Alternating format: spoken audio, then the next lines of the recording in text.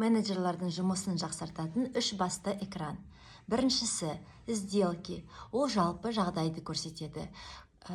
Қанша активный сделка бар, қай этаптарда тұр, әр сделка жайлы қысқаша мәлімет беріледі.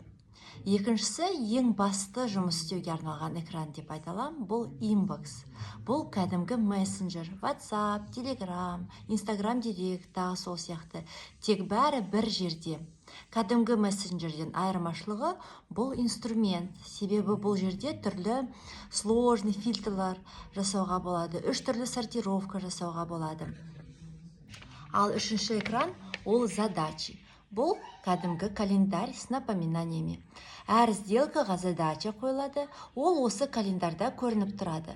Және CRM өзі менеджерларға еске салады, қашан, қай клиентке және не үшін хабарласу керек.